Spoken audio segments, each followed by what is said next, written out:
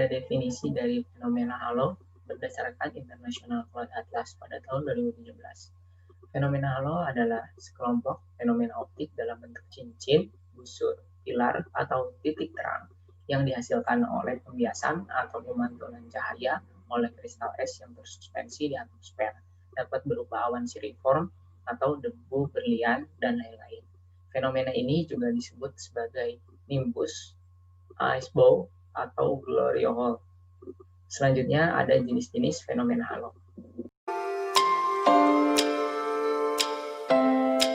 Sekarang saya akan menjelaskan jenis-jenis dari fenomena halo. Yang pertama itu ada halo bulan, yaitu halo bulan merupakan peristiwa atau fenomena yang menggambarkan cahaya bulat di sekitar bulan. Fenomena halo bulan sebagian besar tampak putih, tapi warna merah dapat terlihat di dalam halo dan warna biru di bagian luarnya. Yang kedua ada halo matahari. Halo matahari adalah fenomena di mana matahari terlihat seperti dilingkari cahaya cincin. Fenomena optis yang berupa lingkaran cahaya di sekitar matahari. Jenis halo yang dibentuk oleh pembiasan sinar matahari dapat menunjukkan warna. Penyebab fenomena halo. Fenomena halo matahari ataupun bulan merupakan fenomena yang terjadi hanya pada waktu tertentu saja. Hal yang menyebabkan munculnya fenomena halo tersebut adalah pantulan cahaya matahari ataupun bulan itu sendiri. Halo matahari atau bulan disebabkan karena adanya kristal es yang berada di awan Cirrus yang dingin dan sudah berada di ketinggian 5-10 km di atas lapisan troposfer. Peristiwa halo matahari atau bulan juga bergantung pada bentuk dan kristal es. Pada saat cahaya yang dipancarkan oleh matahari ataupun bulan melewati kristal es, cahaya tersebut akan menjadi bengkok atau dapat disebut sebagai refraksi. Perlu diketahui, biasanya permukaan es berbentuk batang atau prisma, sehingga sinar matahari atau bulan akan terpecah ke dalam beberapa warna yang disebabkan oleh efek dispersi udara dan dipantulkan ke arah tertentu. Maka, cahaya bengkok tersebut akan menyebabkan lingkaran cahaya terbentuk di sekitar matahari atau bulan.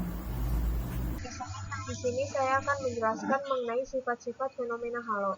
Fenomena halo ini yang pertama, tepi dalamnya lebih tajam, sedangkan tepi luarnya lebih menyebar atau membaur. Yang kedua, langit yang mengelilingi halo akan lebih gelap daripada langit lainnya.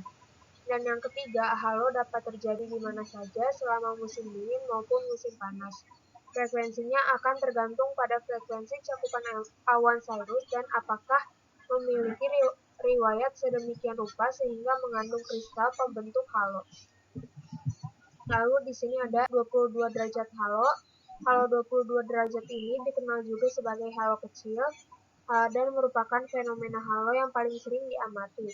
Halo kecil ini muncul sebagai cincin bercahaya putih dan memiliki radius 22 derajat dimanapun posisinya di langit. Sumber cahayanya adalah matahari atau bulan dan dibentuk oleh kristal es heksagonal dengan diameter kurang dari 20,5 mikrometer.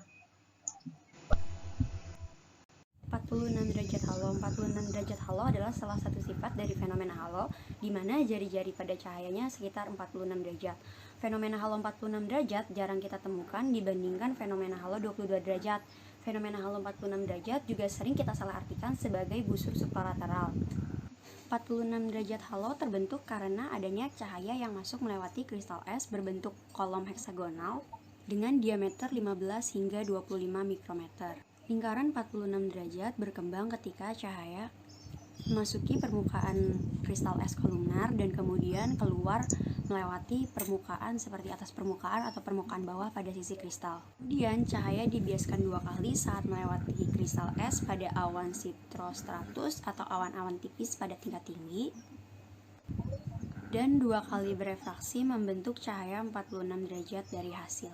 Selanjutnya ada sifat halo supralateral arcs atau busur supralateral. Busur supralateral adalah busur besar dengan berwarna seperti pelangi. Busur ini hanya terbentuk jika sumber cahaya berada pada ketinggian di bawah 32 derajat. Busur ini biasanya muncul sebagai pecahan dari suatu lingkaran besar yang ketinggiannya berada di atas permukaan lingkaran parhelik. Selanjutnya, saya akan menjelaskan tentang refraksi atau pembiasan cahaya. Untuk pembiasan cahaya ini sendiri adalah peristiwa pembelokan arah cahaya ketika melalui medium yang berbeda kerapatannya. Simpelnya, refraksi adalah kondisi ketika cahaya menembus medium yang berbeda indeks bias. Tuh. Gelombang yang ditransmisikan adalah hasil interferensi dari gelombang datang dan gelombang yang dihasilkan oleh penyerapan dan radiasi ulang energi cahaya oleh atom-atom dalam medium tersebut. Dari refraksi ini, biasanya kita dapatkan dari hukum Snellius untuk menghitung besarnya refraksi, yaitu sin 1, sin I maksudnya, yaitu sudut sinar datang per sin sudut sinar bias di sini, sama dengan N2 per N1, di mana N2 adalah daerah di bawah bidang batas dan N1 daerah di atas bidang batas. Atau bisa juga dengan sin I per sin R, di mana I adalah sinar datang dan R adalah sinar bias, sama dengan C1 per C2. Refraksi ini dipengaruhi dan terpengaruhi oleh kecepatan cahaya. Jadi ketika cahaya tersebut masuk ke dalam cairan atau kecepatan cahaya mengecil, maka sudutnya pun akan mengecil dan akan semakin mendekati ke garis normal.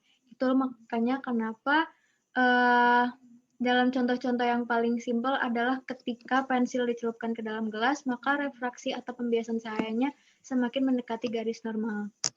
Sekian, terima kasih.